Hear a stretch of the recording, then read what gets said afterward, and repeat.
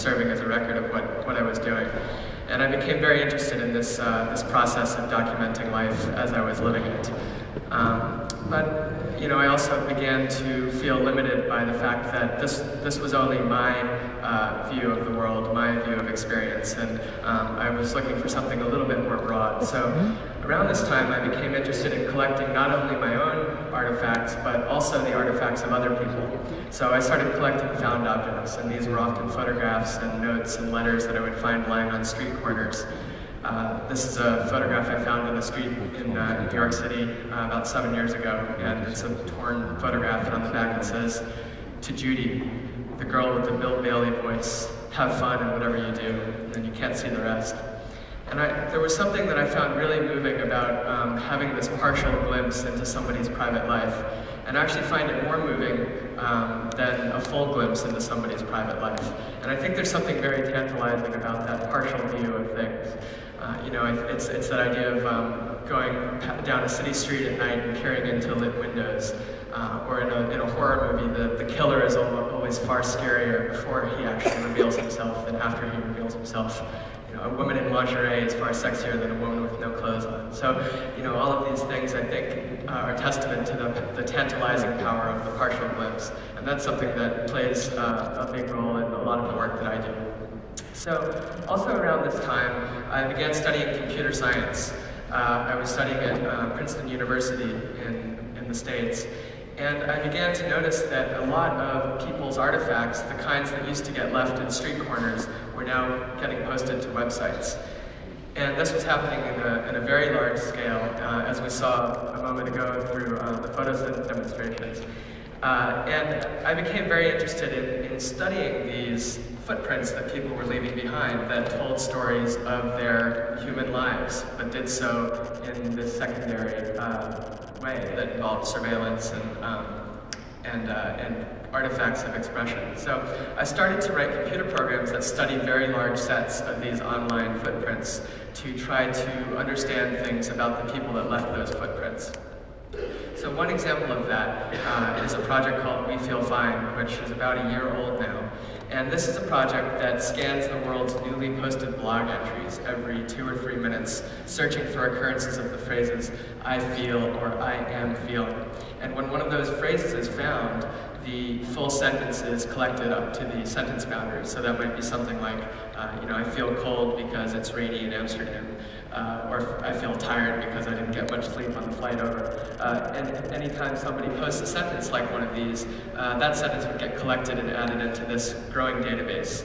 And this database grows at the rate of about 20,000 new feelings per day. And in all, it's collected over 9 million feelings now since it began. This is then how the feelings are presented as a swarming mass of individual particles. Each of these particles represents a sentence posted by somebody on a blog in the last few hours. The color of each dot corresponds to the type of feeling inside, so the bright colored dots are happy feelings, and the dark colored dots are more sad, negative feelings. The diameter of each dot corresponds to the length of the sentence inside, so I don't want him to feel he has to answer. I feel that some of my readers who don't know me personally in real life may be interested in finding out more about me, and most will want to know where this blog is headed.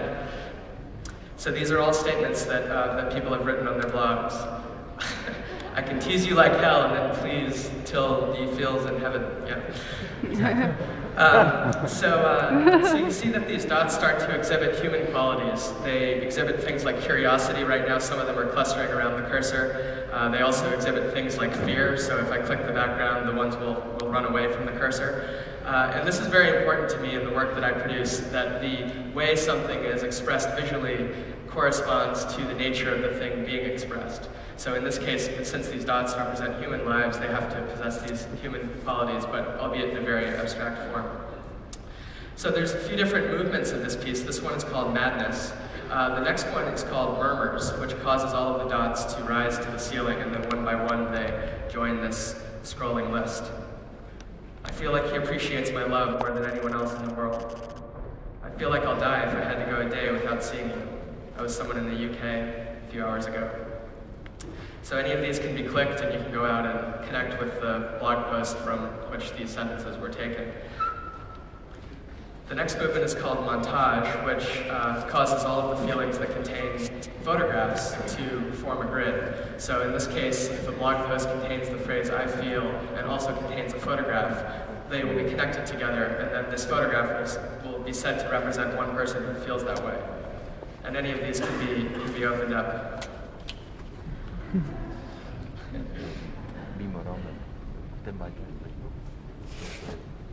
I think part of it is she likes to embarrass people and make them feel uneasy.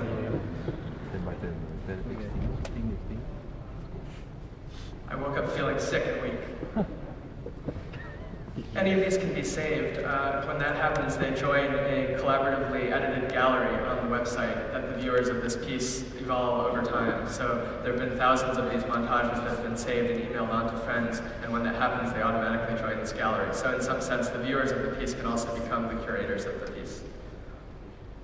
The next movement is called mobs, which provides various statistical looks into the population. This one on feelings shows you the feeling breakdown of the population in the last several hours.